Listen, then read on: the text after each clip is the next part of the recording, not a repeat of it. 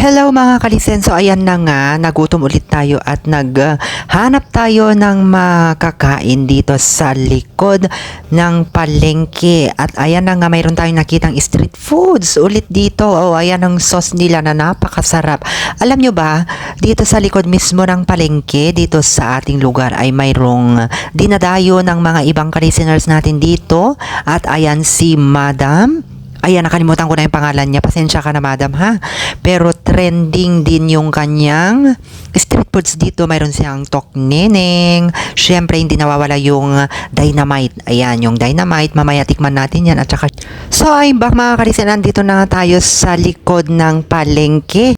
At meron nakakakilala sa atin dito kaya kumaway na lang ako habang tayo ay nagvi-video. Ayan si ate. Shout out sa iyo.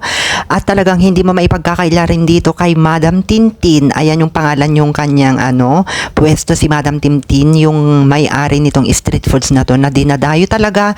Hindi lang yung mga ordinaryong tao kundi yung mga ibang galing trabaho, sa opisina, sa eskwela. Ayan, dito sila nagmimerienda dahil alam nyo kung bakit, pasok talaga sa budget. At ayan na nga yung kinuha nating dynamite na talagang nagustuhan ko dahil ang dynamite ni Madam Tintin ay hindi maanghang. Depende na lang din kung gusto nyo maanghang, syempre lagyan nyo yung maraming sauce na maanghang.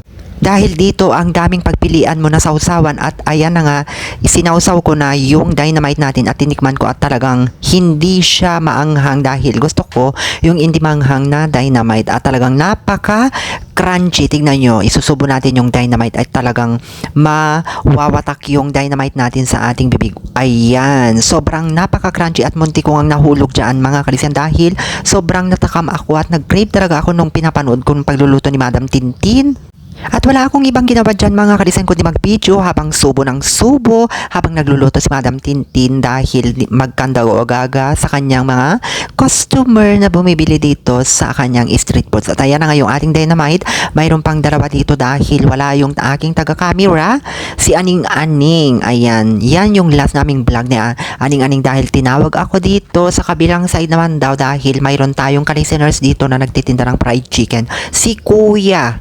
At ayan mga kalisen yung kanyang chicken.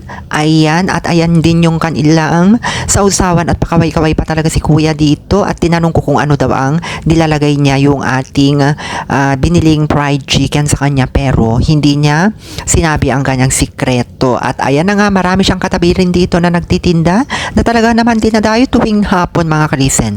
At hindi na rin ako nagpahuli at kumuha na rin ako sa kinakain ni Aning-Aning at unang subo. Alam nyo ba, nabiktima ako dito mga kalisen dahil yan, subong-subo ako dyan at talagang ang sarap.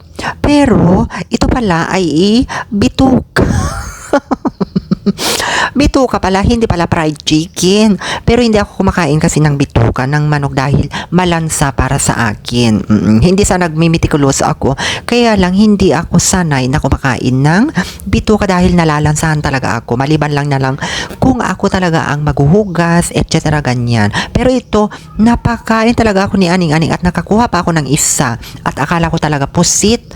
Yun pala ay bituka ng manok. Pero ginawan lang nila ng breeding mix at talagang look crispy talaga yung itsura ng kanilang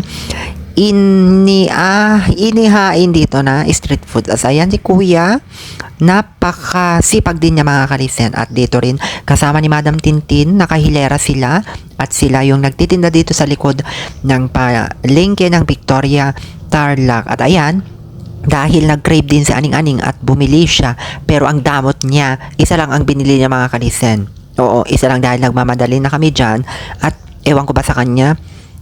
At dahil curious ako, tinanong ko ulit si Kuya, pero tawa siya ng tawa dyan dahil nahiya siya sa camera. Oo, ayaw niya sabihin ko ano ang sikreto. Oo, ito naman si Kuya, hindi man lang niya sabihin para gayahin ko sana. At nagsubo na lang ako dyan ng bituka, pero parang pusit ang lasa. At ayan na nga, bumalik ako kay Madam Tintin dahil lutay-tay na yung ating dynamite. Pero kinain ko pa rin mga kalisen dahil masarap talaga, promise. Highly recommended talaga yung street foods dito sa likod ng palengke. O siya na, babay na dahil baka uulan na. Bye! Subo pa. Subo na!